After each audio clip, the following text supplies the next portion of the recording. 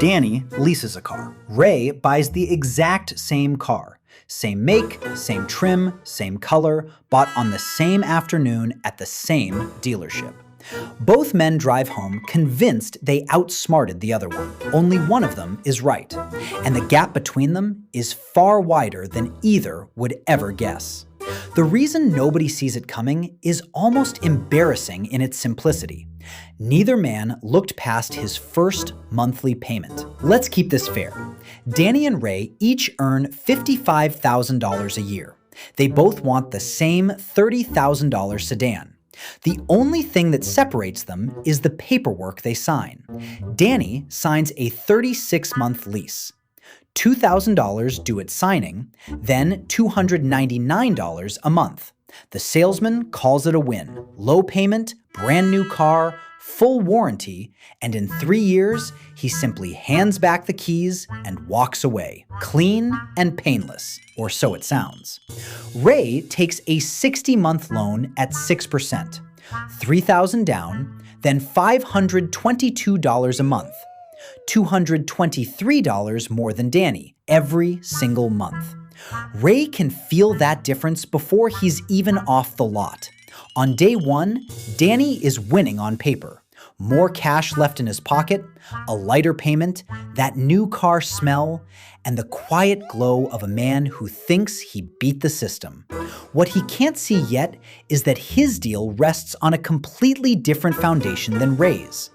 And here is the one rule that explains why. Every dollar Ray spends is buying him a piece of something he keeps. Every dollar Danny spends is renting a piece of something he gives back. Hold that thought, because stretched across 10 years, it's worth tens of thousands of dollars. And it's the only rule you need to make this entire decision. For 3 years, Danny lives easy. A mechanical fault gets swallowed by the warranty. Worn brake pads? Handled. An air conditioner that dies in the middle of July? Not his problem. His only costs are the lease, insurance, and fuel. No repair bill ever ambushes him. And no late-night worry about what tomorrow might break. Ray's first 3 years look rougher. He's paying $522 a month and watching value drain in real time. The second he pulled off the lot, his $30,000 car was worth closer to $27,000. A year later, about $23,000. By year 2, roughly $20,000, while his loan balance still sits near $22,000. For a stretch, Ray owes more than the car is worth. The word for that is underwater, and it feels exactly as bad as it sounds. Like each payment disappears down a hole. Danny notices. So does everyone around them. The scoreboard looks obvious. So let's actually run it at the 3-year mark. Danny has paid $2,000 down plus 36 payments of $299, $12,764 in total. Ray has paid $3,000 down plus 36 payments of $522, $21,792. Danny is ahead by $9,028. That's not a rounding error. But year 3 is exactly where the story turns. Danny's lease ends, and he drives back with 3 choices. He can buy the car for its residual, the price the dealer locked in on day 1, usually $16,000 to $18,000 for a car like this. He can hand over the keys and owe nothing. Or he can sign a fresh lease and restart the whole loop. Danny does what roughly 8 out of 10 leasers do. He leases again. New car, new contract, another $2,000 at signing, another $299 a month, another 36 months. The odometer reads 0. The payment counter does not reset. Ray, meanwhile, is 36 months into a 60-month loan with 24 payments left. Frustrating, sure, but every one of those payments drags him closer to owning the thing outright. Every payment Danny makes drags him closer to handing his car back and starting over. That's the split the monthly payment pitch hides completely. One path is a treadmill, the other has a finish line. At month 60, Ray writes his final check. Title in hand, payments gone. From here, his only car costs are insurance, fuel, and upkeep. Roughly $100 to $150 a month for oil changes, tires, and the occasional fix. Danny is still tapping his card for $299, and he barely registers it anymore, because a car payment has quietly become a permanent fixture of his life. That's the real trap in leasing. It turns an endless payment into background noise. Background noise still empties the account. Check the board at year 6. Danny has finished 2 full leases, $2,000 down and $10,764 in payments. Then, all of it again, $25,528, and he owns nothing but a folder of receipts.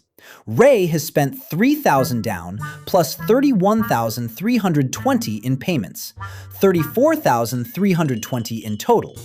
But he now pays nothing each month and owns a car worth $11,000 to $13,000. Subtract that asset, and his real cost sits near $21,000 to $23,000. Danny spent more and holds nothing. Ray spent less and holds a car. The flip happened without a single announcement, and from here, the gap only stretches wider. The monthly payment is the number the dealer wants you staring at. It's on the billboard, the website, and the little card slid across the desk. What never gets slid across that desk is the fine print stapled to it. Take mileage. Most leases cap you at 10,000 to 12,000 miles a year, which sounds generous until you learn the average driver covers about 13,500. Most people blow past the limit before the lease even ends, and the overage runs 15 to 25 cents a mile. 5,000 extra miles across 3 years is $750 to $1,250, due the day you return the car. A surprise tax you never saw coming. Then there's wear and tear, and the leasing company defines what counts, not you. A door ding, a coffee stain on the seat, curb rash on a wheel. All billable, all measured against their idea of normal. Add the disposition fee that almost nobody knows exists. $300 to $500 just to process and resell the car, charged simply for handing it back. And if your life shifts mid-lease, a move, a lost job, a change at home, leaving early can cost the entire remaining balance. There is no clean exit. None of this appears in the $299, but all of it appears eventually. Now, if I only listed leasing's flaws, I'd be handing you half the picture. Buying carries real costs people love to wave away. Once the warranty expires, somewhere around year 3 or 4, every repair lands on you. Brakes, tires, a cracked belt, a compressor that quits on the hottest day of the year. Nobody to call, just a mechanic's invoice or a weekend on your back under the hood. Past warranty, a typical sedan runs $1,200 to $1,800 a year in upkeep. Some years, it's only oil and tires. Other years, a $2,000 transmission wrecks your month.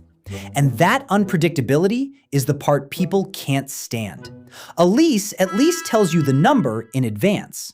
Depreciation is real too. $30,000 becomes $20,000 after 2 years, maybe $12,000 after 5, and that value simply evaporates. The saving grace is that depreciation slows down sharply as the car ages. A 5-year-old car sheds value far slower than a new one, so the longer Ray holds, the less it stings. For a buyer, time is the ally that keeps working. Here's where it all lands. Over 10 years, Danny cycles through 3 or 4 cars, each lease costing $12,000 to $13,000 in payments and fees. Fold in the mileage overages, the wear charges, and the disposition fees, and his decade of driving costs somewhere between $45,000 and $52,000. with no car to his name when it's over. Ray paid $34,320 on his loan, then spent maybe $10,000 to $14,000 on repairs across the next 5 to 7 years. His 10-year total lands around $44,000 to $48,000, and there's still a car in his driveway. Older but paid off and worth $4,000 to $6,000.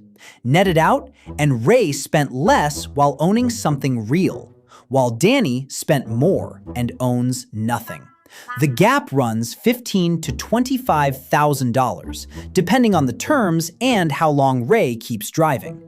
And that's a single car. Most people repeat this cycle 4 or 5 times across a lifetime. Multiply the gap, and you're staring at a 6-figure difference in lifetime wealth between the man who habitually leases and the man who buys and holds. Okay, I'd be lying if I said leasing never wins, because in a few situations, the math genuinely tilts its way. If you're self-employed or run a business, lease payments can be partly or fully deductible, depending on how the car is used. And that write-off can erase the ownership gap entirely. If you drive something luxury or high performance, where an out-of-warranty repair is brutal, a $500 oil change, a $4,000 brake job, leasing keeps you permanently inside the warranty window, and that coverage carries real dollar value. Leasing a German sports sedan is a very different conversation than leasing an economy commuter.